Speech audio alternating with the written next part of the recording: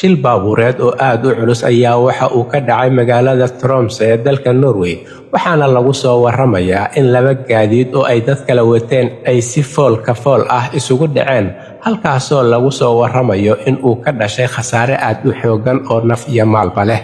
Hay'adaha gurmadka degdega ah ayaa lagu soo waramayaa in si dhaqsiyo leh ay ku gaareen goobta uu shilkan ka dhacay oo ahayd wadada 91 ee magaalada Tromsø halkaasoo ay gurmad degdeg ah u fidiyeen. Booliska ayaa sheegaya in labada baabuur ama labada gaari dadkii saarnaa ay ka soo dejiyeen iyagoo intaa ku darayo in 3 qofood oo ka mid ah dadkii la socda labadan gaari ee madaxa isdaray uu dhaawac xoogan soo gaaray. Laba ka midana isla goobta looga qaaday diyaaradaha gurmadka degdega ah ee helicopteriska kuwa oo lagu geeyay isbitaalka magaalada Tromsø ee dalka Norway.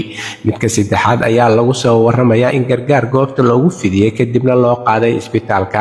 Arrintan ayaa waxa ay boolisku ku sheegeen in uu ahaa shil aad u daran oo aad u xun ka oo sababay dhibaato soo gaartay dadkii labada gaari kala saarnaa iyo sidoo kale burbur aad u xoogan oo soo gaaray labada gaari iyo wadada 91 ee dhexmarta magaalada Tromsø.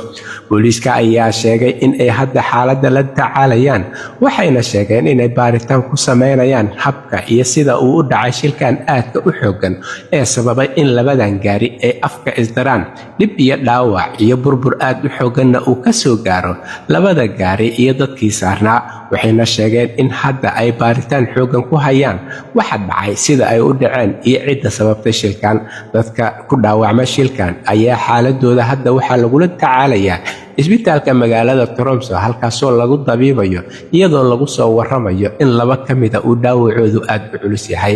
Labada gaari ayaa la sheegayaa in ay si dhammaystiran u burbureen oo aysan lahayn wax natiijo iyo rajo dambe ah.